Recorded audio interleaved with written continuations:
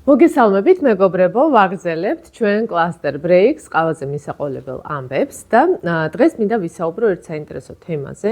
რომელიც არის ძალიან ისეთი გავრცელებული, ეს არის ADHD სინდრომი, ეგრეთ წოდებული, რომელსაც ქვია ჰიპერაღზნებულობის და კონცენტრაციის დეფიციტის ესეთი პრობლემა. სინდრომი, რომელიც ძალიან ბევრ ადამიანს გონია, რომ აქვს დღეს რაღაცნაირად ძალიან ესეთი პოპულარული დიაგნოზია და ადამიანები თვითონ უსვამენ ხოლმე ამას საკუთარ თავს და განსაკუთრებით ახალგაზრდები და თინეიჯერები. პირველ რიგში მინდა გითხრათ, რომ ეს დიაგნოზი არ არის ესეთი ადვილი, დასასმელი და უნდა იყოს კლინიკურად დადასტურებული დიაგნოზი, რაც იმას ნიშნავს, რომ ფსიქიატრმა უნდა დასვას ეს დიაგნოზი, რამდენადაც ეს არის ფსიქიატრიული დაავადება და არც ისეთი ხშირია, როგორც ეს გონია. რატომ არის ახლა ეს რომ ადამიანებს გონიათ რომ აქვთ, იმიტომ რომ გარკვეული კონცენტრაციის პრობლემა ძალიან გავრცელებული პრობლემა არის დღესდღეობით და ეს მინდა გითხრათ რომ გამომდინარეობს უფრო ეგრეთ წოდებული digital dimensiით, ანუ ციფრული ჯგუასუსტობით, რაც არის გარკვეული დამოკიდებულება გაჯეტებზე, რაც ძალიან დიდი პრობლემაა ახლა ახალგაზრდებში და არა მარტო ახალგაზრდებში, ძველგაზრდებშიც, ასე რომ ვთქვათ, ასე რომ არა მარტო მათი პრობლემა, მთლად ნუ დავაბრალებთ ამას ჩვენ შვილებს, ჩვენს გვაქვს ეს პრობლემები და რა თქმა უნდა კონცენტრაციის პრობლემა იქმნება ამ დროს, იმიტომ რომ ტვინის ერთ-ერთი ფუნქცია, რომელიც ზუსტად არის პასუხისმგებელი ამოცანის კონცენტრაციაზე, არის დეფიციტში ამ დროს, ხო, არის ჩართული ძირითადად დეფო ნეტვორკი, ტვინის სხვა ფუნქცია, რომელიც არის აქტიური, როდესაც ჩვენ აი ამ გაჯეტებზე ვართ ესე მიჯაჭულები. მაგრამ თუ ეს არის დიაგნოსტირებული დიაგნოზი, მაშინ ამას ფრიად შესაძლებელია, რომ მქონდეს ფსიქოლოგიური ახსნა და სისტემურ განლაგებაში არის ხოლმე ხშირად, როდესაც ეს დიაგნოზი არის როგორც სიმპტომი დაყენებული, ჩვენ განლაგებაზე ვისაუბრებთ უკვე შემდეგი შეხვედრებიდან და ფსიქოლოგიურად თუ ავხსნით, ADHD ეს შესაძლებელია იყოს გამოვლინებული როგორც სიმპტომი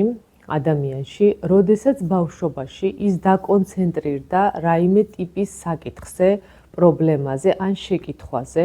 რომელსაც მან ვერ გასცა პასუხი, იმიტომ რომ ამაზე პასუხი უბრალოდ არ არსებობდა. ან ის იყო ძალიან პატარა, იმისთვის რომ გაეგო ეს, მარტივად რა ვთქვათ, რაღაც ვერ გაიგო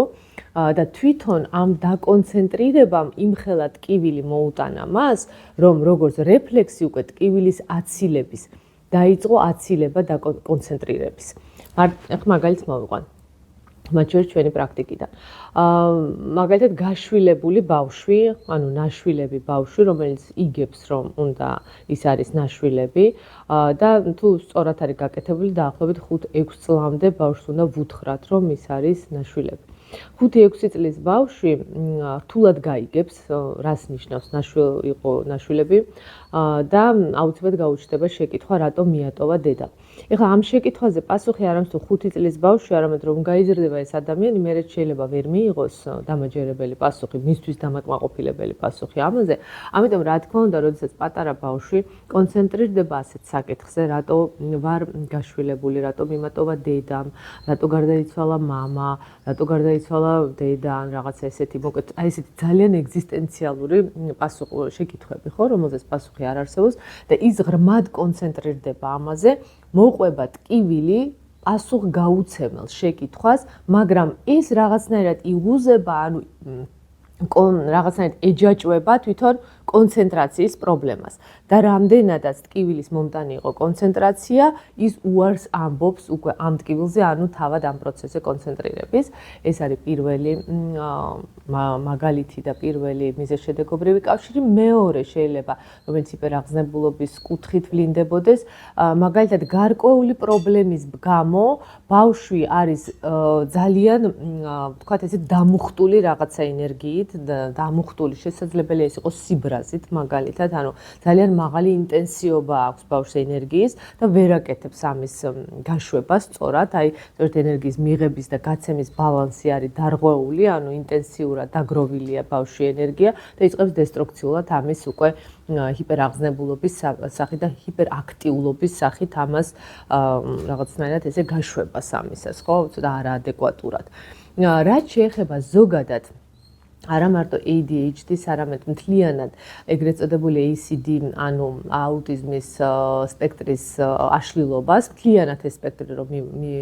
მიმოვიხილოთ, მაგალითად აუტიზმის სპექტრიც, ძალიან ხშირად აქ გვაქვს ხოლმე საქმე გარკვეულ გადახლართვებთან ჩვენ ოჯახურ სისტემებში. და ერთ-ერთი მაგალითი ამისი არის, რომ თუ სისტემაში ოჯახში, ანუ ჩვენ წინაპრებში, შეიძლება იყოს დედმამა, შეიძლება ბებია, ბაბუა, შეიძლება იქითაც იყოს, რომელიღაცა ოჯახის წევრი იყო განდევნილი რაღაცა მიზეზის გამო. მაგალითად, იმიტომ რომ მას ჰქონდა ჩრდილოვანი ურთიერთობა, მას ყავდა უკანონო შვილი, ის იყო დამოკიდებული ალკოჰოლზე, ნარკოტიკზე, ის იჯდა ციხეში, მან ჩაიდინა დანაშაული და ასე შემდეგ და ოჯახმა განდევნა ის განდევნილობა, ანუ სოციუმიდან გარიყულობის სპექტრს გარკვეულწილად აუტიზმის სახით იღებს მისი შთამომავალი. და მომობთ ხოლმე, რომ ეს ადამიანი არის გადახლართული მისი რომელიღაცა წინაპრის ბედთან. ის მუშავდება სისტემურ განლაგებაზე და ძალიან საინტერესოა, სხვათა შორის ამის დამუშავება ძალიან სასარგებლოა და კიდევ ერთხელ შეგახსენებთ, რომ 23-ში და 24-ში ჩვენ გვაქვს სისტემური განლაგება, შემოგვიერთდით, ძალიან სასარგებლო იქნება თქვენთვის ეს პრაქტიკაც. დღეს მინდა რომ ამითი დაგემშვიდობოთ, შემდეგი კლასტერ ბრეიქებზე უკვე დავიწყებთ უფრო ღრმად საუბარს სისტემურ განლაგებაზე, რა პრინციპებია, რაზე ეს ბაზირებული და აუცილებლად შემოგვიერთდით მომავალშიც.